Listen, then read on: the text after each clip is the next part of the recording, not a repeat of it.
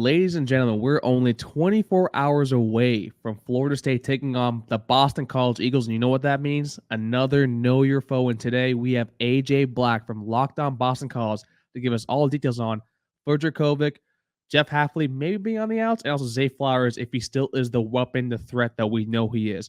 As always, thank you so much for being Locked On Seminoles, your first listen each and every single day. And with that being said, let's go on with the show. You are Locked On Seminoles, your daily podcast on the Florida State Seminoles, part of the Locked On Podcast Network. Your team every day.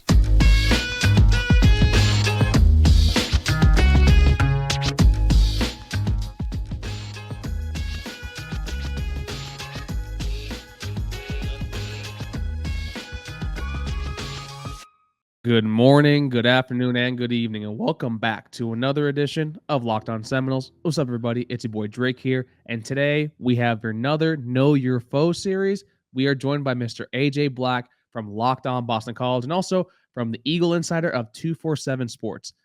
AJ, what's going on, my guy? Not much. It's great to be back on. I felt like we were just on talking Seminoles football last year, and now I'm back with you again, Drake, talking a much different feel heading into this game than last year, and I'm excited to talk about where your Noles are at. Yeah, I'm about to say, I think last year you predicted a Boston College win that almost happened because the referees were a little helpful in that game. I mean, would you say that? Yeah, absolutely. They were trying to take that game over a little bit. That was some home cooking, but I mean, Phil Jurkovec and Zay Flowers still performed pretty well that game. Yep, and they did that with, as we found out later in the season, Jurkovec with one hand because his hand that he had hurt earlier in that year, he rushed, after the season, he came back. He talked about how he came back and he was at like 50%. He couldn't grip a football. And it was interesting, but man, that Florida State defense last year was fun to watch. Jermaine Johnson he was a monster, and that was against a pretty good offensive line for BC. That was for a pretty good offensive line. So why don't we start there, kind of basically overall? Boston College was kind of picked as a team that a lot of media members, ourselves at Locked On, overall included, thought that they had a chance to basically go over the 6-win hump. So far, it's been anything but that. Could you kind of pinpoint and let the audience know where exactly everything has basically kind of gone wrong for Boston College? So yeah, it's the offensive line. It's that and nothing else. Because it's all dictating everything else that's going on with BC. So last year BC had two guys that are now currently on NFL teams, but 4 pretty good offensive linemen. All 5 of them ended up leaving. One, Christian Mahogany. So 4 of them left, excuse me. A 5th one blew his knee out in right after spring ball. So BC had to replace their entire offensive line. And they had coming back, I want to say 4 starts over all 5 guys. So a lot of new faces. And there were, going into the season, some folks were like, myself included, okay, there's 3 or 4 4-star recruits in there that, guys that we've been waiting for. It's going to happen. Maybe it'll take a little bit, they just need to be serviceable. Well, they're a complete train wreck. And the worst part about this offensive line, it just got worse as it went along too, because the big 4-star that they had hurt his knee in the first game. It kind of led to the Rutgers loss. He hurt himself. He didn't take himself out of the game and then got blown up for 2 sacks. Then Virginia Tech was a complete mess. And then Maine was a mess. I mean, they can't get any push up front at all on that offensive line. The run game is bad, and it's because of that. And then the pass game, Jurkovec's getting hit. I mean, he got sacked, I want to say 9 times in the first 2 games before they played Maine. It's that offensive line. It just kind of dictates everything. And then if the offense can't stay on the field, the defense gets tired, and then it's just a mess. So it's a big miss for Jeff Haffley right now. I know you want to talk about him in a little bit, but when you have the opportunity to hit the transfer portal, when you have even at the end of last year, 4 new guys that you're going to have to put in on that offensive line, and you just ignore the transfer portal because you just want to keep with your guys, and then you miss like this, that's on him. It's a big time miss for him and a really bad miscalculation, especially when you have one last year of Jurkovec and Zay Flowers. So then I guess that kind of goes to probably Jeff Haffley now at this point, because Jeff Haffley was kind of a darling for a lot of people in coaching circles. I think there are a lot of people toying with the idea that maybe that Boston College would be a stepping stone for him to maybe go back to the Big Ten and take over a job over there. And he was on some coaching hot boards. And at this point, I just hearing from you, like it seems that everyone in Boston College is like just turning on him simply because he chose not to, I guess, improve the team overall. So where does Jeff Haffley stand right now with the fan base over in Chestnut Hill? It's a mixed bag. I think the gleam off of him the gleam is gone. Like that, the wonderkin that you're expecting, the guy, like the new next big thing. I think fans are starting to realize that, he's got a long way to go to get to that spot. Another piece I think that he doesn't do well, and he admits it over and over again, but I just have not seen it fixed, is he brags, and not brags, but he jokes about that he doesn't really deal with the offense and that he should more. And then you just hear more and more of him not doing it still. It just seems like he's a very defensive minded coach. And, I still think there's still a lot there. And I'm not sure if he's the right answer yet, but I don't think he's going to be a hot contender for big jobs after the season like he was after 2020. But, I think fans are they're kind of on the fence with him right now. So then, like, what, I guess, were your expectations heading into this season? Because, I mean, Boston College, like, over the past, since Steve Adagio era, they haven't really been kind of lighting the football world on fire. So what were your expectations going into the season? Like, even, like, we can tell right now it's been a letdown so far. So what were your expectations heading into this year? And basically, do you still feel like Haffley might be able to be the guy to kind of get you to those expectations for next season? So it's a good question. I said I was hoping for like 8 wins. And I said that like all the offensive line had to do is be serviceable. You had a defense that was 3rd in the country in pass defense last year. You had linebackers that were young that I thought were going to get better, and they have. The defense is still good. But I thought that, the progressions that they would all take would be mitigated. The offensive line wouldn't be that big of a mess, that they could still handle it. Like they could still figure some things out. And I don't think that's going to happen this year. Obviously not going to say obviously, but like the way that offensive line plays, and we'll get into the game on Saturday, but like you look at who's coming up for BC, you have Clemson, you have even Syracuse has a good defensive line right now. And the way that offensive line is playing, it's scary. And you worry about the health of Jurkovec because he's just getting clobbered over and over again. And I think will Haffley get to that next level? I mean, he's gonna get another chance, but if Jurkovec's done after this year, and he still has another year of eligibility, so if he has a bad year this year, and there's listen to Lockdown BC, I can talk about the future of BC, but I think there's more coming back for him next year if he wanted to, especially on the offensive line. I think there's a better chance. The schedule, the out of conference schedule is god awful for BC next year. I don't think they have a Power 5 conference team on their schedule. So, well, to be fair, y'all did struggle against Maine. I mean, we did, right? But again, Christian Mahogany, their all ACC guard, should be back. I think Trapilla will be back, who's their left tackle, who we should see this weekend. Drew Kendall's, stepping up. So I think the offensive line is going in the right direction. It's still a mile behind, but I think it'll eventually get there. And if Mahogany comes back, that's like you basically like have a solid half of your offensive line set. Go out there, get a transfer portal guy. I think they could get to 8 wins next year because they're not losing, other than Zay Flowers and possibly Jurkovec. They're not losing a ton on this roster. No, and I think also I think Jaden Woodby, this might be his last season too as well. I know he's restarting. How has he done so far before we go over to the break? He's pretty good.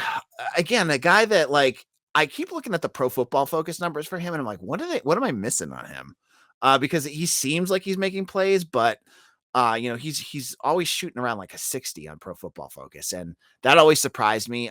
He's a leader. He's a captain on the team for the season, and the guy he's a bright kid. He's a really fun story to follow. Dude, he's the man. We love that kid at Florida State. That kid's going to be a politician one day. That kid's going to be like a CEO of a major 500 company. He's got like 4 degrees. He's got a mass real estate license. He got something else this summer. I forget what it was. He was telling us at his press conference, but like the guy's got himself set up for after football. He can do whatever he wants, and it's a great story. But on the field, I still get the sense from him watching him play that, a good Senior Bowl, once he gets out of BC, a good Senior Bowl and a good combine, and I could see him in the pros.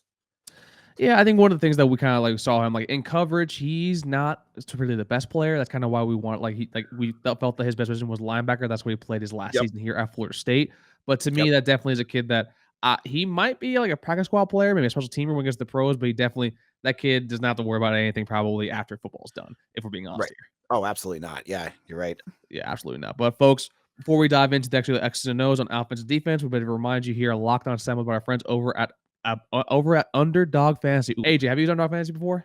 I did. I have to say I love it. It's really easy to pick up and use. I've just been hitting some poor luck on it recently. No, I feel that. But listen, I know you're a big fan of Scott Satterfield and Louisville Cardinals. Folks, that's a joke. He's not a fan of them whatsoever. What do you think about Malik Cunningham over 95.5 rushing yards against USF? I like that. I think the Cardinals are due for a big offensive game. They haven't had one in a they I mean against Florida State they you saw pieces of it, but Cunningham, we've been waiting for him to have that big moment. The USF is a perfect game for him to break out. No, I completely agree with that. And folks, this episode is brought to you by Underdog Fantasy, the easiest place to spice up all your entire college football season. Head on over today and sign up with promo code Locked On. That's one word, LOCKEDON, and Underdog will double, folks, your first deposit up to $100. So you deposit 100, you get 100 for free. That's how math works. Multiplication table. So go over to UnderdogFantasy.com today or find the Underdog Fantasy app in the App Store or Google Play Store. Once again, that's Underdog Fantasy, promo code Locked On, LOCKEDON. Get in on the college football pick'em today. And folks, we are back. We were rock and rolling. We're here with AJ Black of Locked On Boston College, also at Eagle Insider. Is that saying correctly, AJ? Yep. Eagle Insider over at 247 Sports, where we basically get all of our rankings as well. Now, AJ, offensively, you've already discussed basically that this offense hasn't been able to, I guess the best way to say is to work with the offensive line currently as instituted. I think you have 2 walk-ons right now along your offensive line? One and then 2 positional changes. So you have Nick Thomas, who I hate because they're kids and I don't want to rip on him, but that kid, I mean, he's a walk-on. He really shouldn't be on the field, and it's a disservice to him that he's being thrown out there because he gets destroyed when he gets out there, and he needs time. Let's put it at that. Okay, well, need some time, need some seasoning. I can totally understand. I don't think that. if Trapillo comes back, which it looks like he was practicing this week, who's the guy that we've been waiting for, Thomas won't see the field. Thomas won't see the field. No, I completely understand that. So offensively, the offensive line, we know what it is. It doesn't allow for Phil Jurkovec to basically cook. And basically, outside of Phil Jurkovec, not a lot of people know about, I guess, the running back and Pat Garwell. And Garwell heading into the year kind of had higher aspirations because of the offensive line. He did show some flashes last year. So what do we FSU expect from this rushing attack at BC? Because quite frankly, you guys are not going to have enough time to pass the ball going up against Derek McClendon. Jared Verse, I don't think we'll be playing in this game, but I don't think we really need to with basically the stats of the defensive line currently. Right. Yeah. No. If the goal is for BC to run this game, they're going to lose by a lot because they have not figured out, other than the last 2 drives against Maine and maybe one against Rutgers, they have not had a consistent run game all year. They, they go a lot of shotgun and pistol on their offense, and Garwo, it's different than what they had last year under now Pitt offensive coordinator Frank Signetti, who had Jurkovec lining up under center a lot. And just the way that they run the ball now, they're starting 2-3 yards back, but when your offensive line can't push, it just collapses immediately, and Garwo can't get anywhere. So, it's interesting to see some of these young, Garwo is a Steve Adazio guy, the former head coach of BC. He's a bigger downhill runner. The Jeff Haffley running backs that are coming up, so you'll see 2, Cam Barfield and Alex Broom, are 5'9". They're tiny. You watching them stand next to Phil Jurkovec, who's 6'5", 6'6". They look like they're kids, but honestly, both of them are better pass blockers than Garo, which is weird. But they also fit better into the system. They're able to get the ball and go faster than Garwo. Garwo needs a head of steam to get going. And with that offensive line struggling, he just can't get it. So I'm waiting to see Haffley kind of let the leash off of the kids, use them more. But Garwo's a captain, and he's kind of loyal to a fault to some of his seniors. and are upperclassmen. And I like Garwo. I was wrong about him last year. His dad let me hear about it. But I haven't seen it this year. And if the offensive line continues to struggle, I think this weekend's going to be the biggest struggle, the toughest game that they've played all year. I don't expect a big game out of Garwo. No, I understand that. And now let's move over to the wide receivers, the people that are actually catching the ball or trying to catch the ball from Phil Jurkovec, because Phil Jurkovec actually, and we'll end up on Phil Jurkovec kind of last at the end of the segment. So Yep. Zay Flowers, we all know who he is. Kid's a stud, and probably he became the number one wide receiver after Jordan Addison left to Pitt. So far, I mean, he hasn't really struggled, but you can't, kind of put up the offensive numbers you can with kind of the way your offense is running right now. So with Zay Flowers, what should we expect from him on Saturday? And also, are there any other weapons outside of him that we should probably be on the lookout for? Yeah, absolutely. So it was interesting. If you go to Eagle Insider, my co-writer Mitch Wolf, who also comes on as a guest twice a week for Locked On BC, he's big into film, and he has a really good insight into one of the big issues BC's had has been their opening sets of drives. Their the scripted drives that John McNulty, the new offensive coordinator, does. And he noted that Zay Flowers is not targeted often in their opening drives. But throughout the rest of the game, especially when the offense starts to figure things out, it's because of Zay. Like, you get him the ball, you figure out how to get it to him, and it works. So it'll be interesting to see on Saturday if they continue to just get, he talks about the theme of the offense in those early drives is to get Jurkovec going. And that doesn't mean hitting Zay Flowers, it just means just getting him moving. And it doesn't seem to work. It hasn't worked well. Getting Zay Flowers is the big deal. So it'll be interesting to see if they do that, because once, when he gets the ball, he's dynamic. He's one of the most elusive players BC's ever had. And he does big things every time he touches the ball. I mean, against Maine, he had a 50-yard catch, dragged the cornerback for 10 yards and for a touchdown. And he's also, he had a big game against Rutgers with 2 touchdowns. You'll see a lot of emphasis on him. But the other name you're going to want to watch for is George Takis, who is a transfer tight end from Notre Dame, who is he's like 6'7". I swear, you always have some tight end that we have to watch out for every absolutely. year. Hunter Long, I think, was the one 2 years ago. I forgot to think his name before that too as well. It's always some tight end with you people. I swear to God. Yeah, it was Trey Berry last year, but he was hurt. Yep, from Jacksonville State. Jacksonville State. There's two. Yeah. Those JSU. So I get them messed up. Yeah. And then so Takis was a former 4- or 5-star recruit, blue chipper, but he was stuck behind Michael Mayer at Notre Dame, which any tight end would be. And he's figured himself out. Like, he was just a blocking tight end there, and now he's a pass catching tight end. And he's averaging like 13, 14 targets a game from Jurkovec. So he'll be a name to watch for, because especially if things are starting to break down, he goes to Takis a lot, especially in the red zone as well. Okay, I can definitely see that. Now, let's go with Big Phil. Most of us, especially you, had high hopes for Big Phil. I had Phil Jurkovec as probably my number 5 quarterback in the entire conference heading into the year. Yep. And now you're telling me there's a new offensive coordinator at Boston College. Yep. And so far for the year, Phil Jurkovec, when he's not targeting Zay Flowers, has a completion percentage below 45%. Yep. What is the matter right now with Phil Jurkovec? Is it just the offensive line? Is it the new scheming, or is it just simply that he's just putting too much on himself? Like, what exactly is wrong with this kid? Yeah, it's a good question, and I think a lot of it all goes back to the offensive line. He's hearing footsteps a lot. And I think he's forcing himself to do a lot too. I mean, if you watch the opening drive against Virginia Tech, he threw a pass he had absolutely no business throwing, and it got picked off, and that basically set the tone for that game because he was trying to force it in. And so I think it's a combo of feeling pressure sometimes because he knows he's going to get hit, or he knows he can't run. They can't run the ball, so he's got to play hero ball, and it's just forcing him to not play within himself. But some of it's on his decision. I mean, as I said, decision making too is just really questionable with him. Like he's not making. It is weird. You expect more out of him, and he's not. And when you look at the positives and negatives, the guy can throw a beautiful deep ball, but his intermediate and short stuff, he cannot consistently do it, and it's concerning because when you have a porous pass offensive line, what do you want to do? You want to get the ball out as fast as you can, right? So you don't have to put the pressure on the offensive line. He can't do that. even when he's not getting hit, he's inaccurate. He can't throw screens. He can't throw short stuff.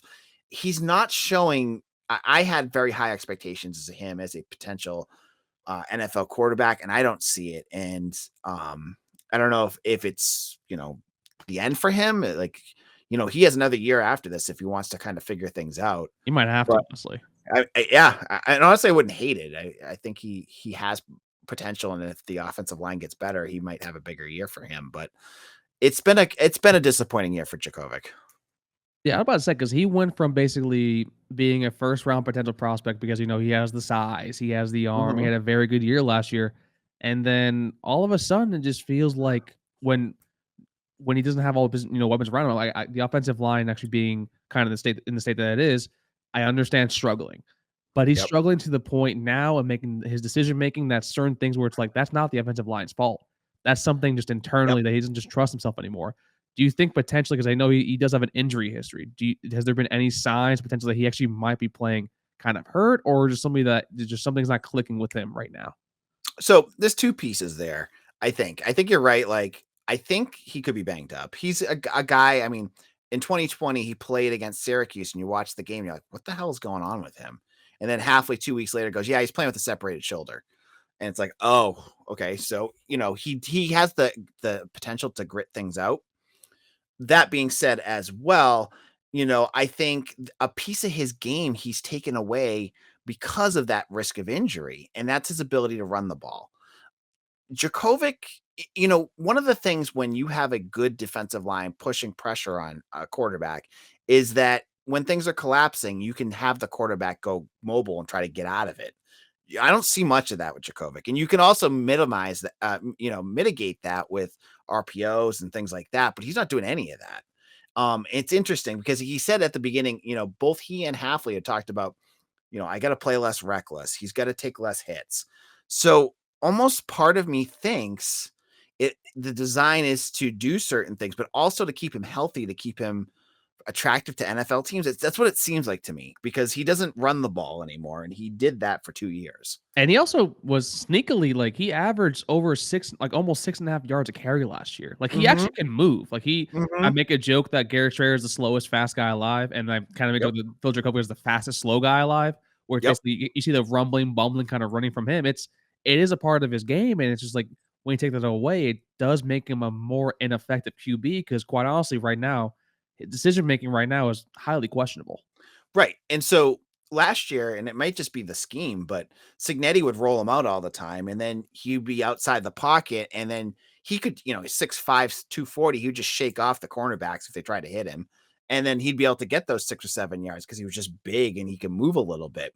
But now that they have him stuck in the pocket, he's not finding those moments to do it, nor does he even look interested in doing it. He just gets hit. And no one likes getting hit at all. But folks, let's go over the defensive side of the ball after this quick break. All right, AJ, we are at the finish line. Let's talk about defense. Jeff Haffley kind of made his staple as being a defensive coordinator over in the Big Ten. He will try to bring the mentality basically over to Boston College. How have you seen the defensive side of the ball for Boston College develop over the past 3 seasons? Yeah, so you're seeing more and more of what Haffley wants on all 3 levels of the defense, which is he wants quicker guys. So, on the defensive line, you'll see Marcus Valdez. He's still a Dazio guy, and Sheeta Salah is hurt, but if he comes back, and Haffley's never clear about who's coming back or not. If he does come back, he's more of a typical defensive end too on that edge. But the guys that he brings in, you'll see more of, and I think are the more dynamic players on that defensive line, which is Donovan Azaraku and Nito Akpala, who are 2 edge rushers that are both redshirt. One's a redshirt freshman, one's a sophomore. But they're both coming into their own in terms of being effective pass rushers. And the reason why Haffley likes them is their speed. They're smaller guys. I think they're both like 6'2", 230-ish. Compared to Salah, who's like 6'6", 250. So he's going for the smaller speed guys on that level, and he's doing the same thing at the linebacker level. You see much more of the hybrids, kind of like what you mentioned with Jaden Woodby. But you'll see Woodby in the box. You'll see guys like Cam Arnold's a converted safety, Bryce Steele, a converted safety. A lot of those guys at linebacker, because they want to be able to get to the edges quicker against teams like Florida State, because in previous BC iterations, when you have the big thumpers that were typical BC defenders, quicker teams like the Seminoles would torch them to the edge because they just didn't have the speed to slow them down. And I think Haffley addressed that, and I think he did a nice job with that on the defense. Now, the secondary, that's his bread and butter. That's what you go to practice. That's where you see Haffley hanging out a lot. And because those are his guys. He's a secondary coach from the NFL, with the 49ers and the Bucks. He was all over the place as a defensive backs coach. I see a lot of talent there. Josh DeBerry hasn't really had a huge challenge yet, because none of the teams BC has played has really thrown the ball a lot. I think Virginia Tech had a few like fluky passes that kind of got in, and really nice, one really nice pass from Grant Wells. But other than that, it was mostly on the ground.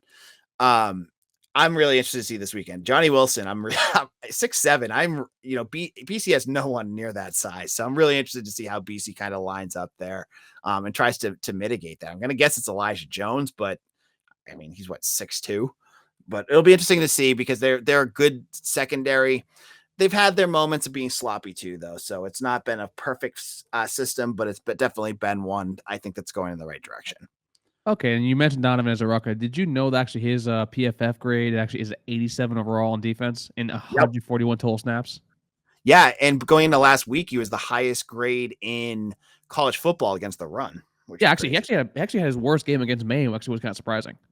Yeah, there was some sloppiness on defense for BC against Maine. I think they got lazy, but yeah.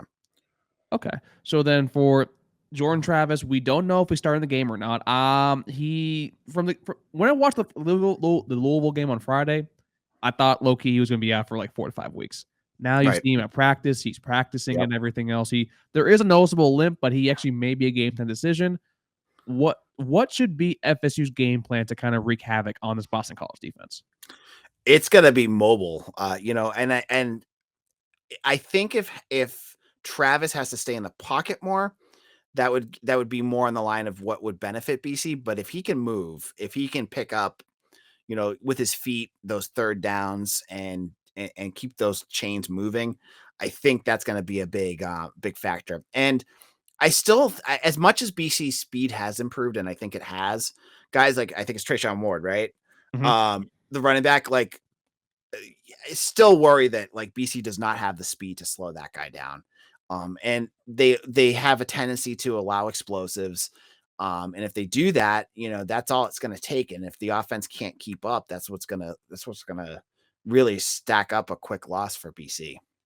I mean, that's going to be an interesting part of the game, because mainly our game plan is to run the ball as much as we can, because we have not only Trayshawn Ward, we also have Trey Benson and also Lawrence Toafili. And then also, I wouldn't be surprised if this game gets ugly earlier. I wouldn't be surprised if we see Rodney Hill, the true freshman, actually come in too, because he actually did perform pretty well against Duquesne the first week. Now it's Duquesne, but from what you're telling me too, that if this game gets ugly earlier, basically Boston College, they might be just going to kind of shut down with themselves. Is that not?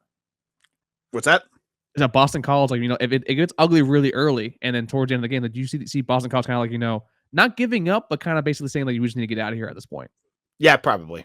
I wouldn't be surprised, because I get the sense, and again, this is like something I've been thinking, like the offensive line's bad, but Trapillo, I keep saying, he comes back, he's their best offensive lineman. You get him back, and again, if he doesn't come back this week, that's one other thing.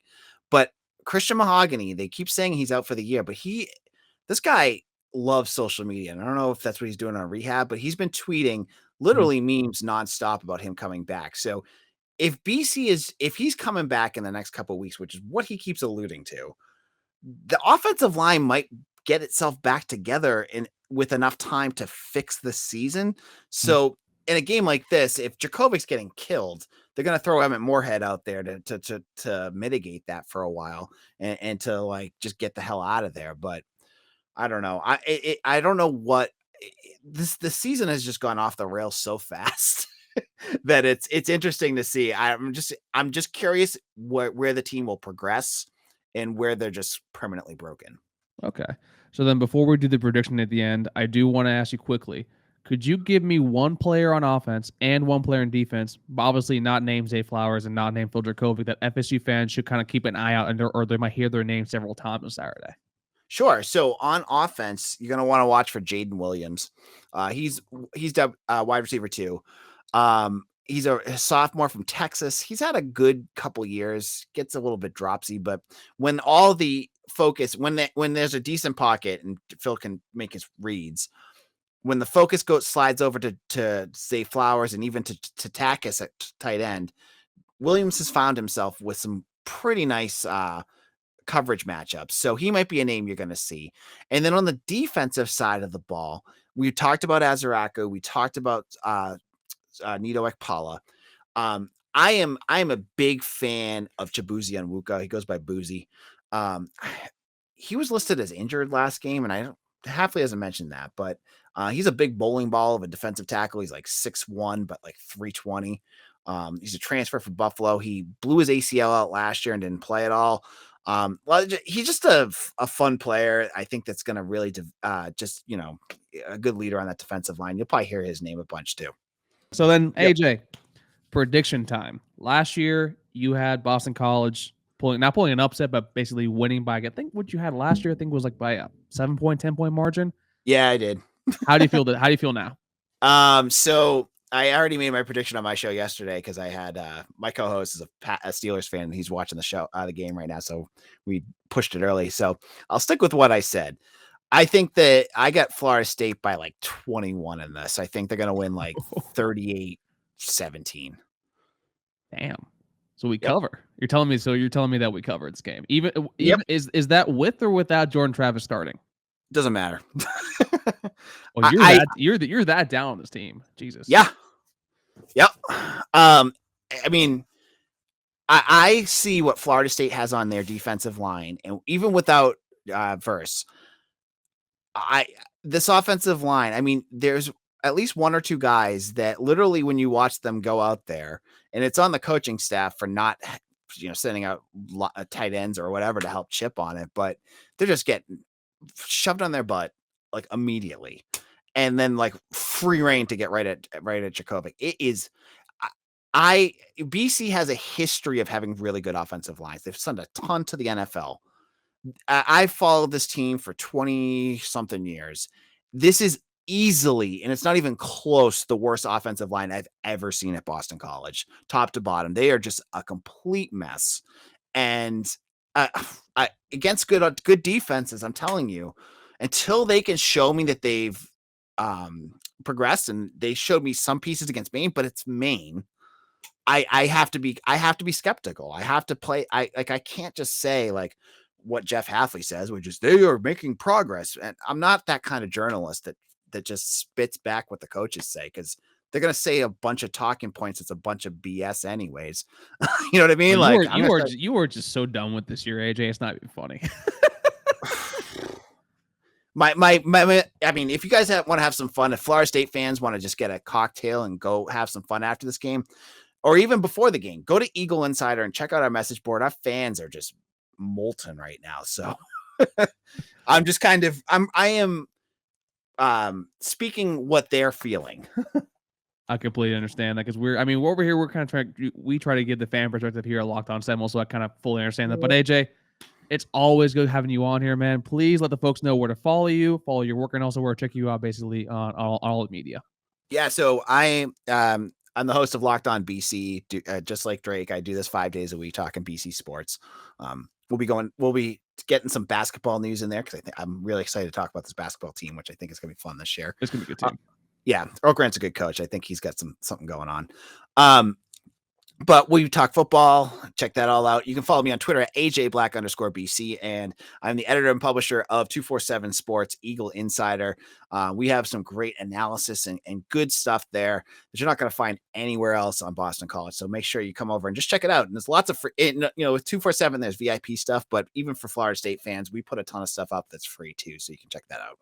So folks, follow AJ, like all of his stuff, follow us, like, share, subscribe, either on Apple Podcasts, Spotify, Stitcher, wherever it's your podcast from. And also don't forget, subscribe on the YouTube, like this video, and ding the bell so you know when new content drops. For AJ, this was Drake, and we'll see y'all next time on Locked On Seminoles. Take care, everybody, and go Noles. R.I.P. Phil Jurkovec. Yeah.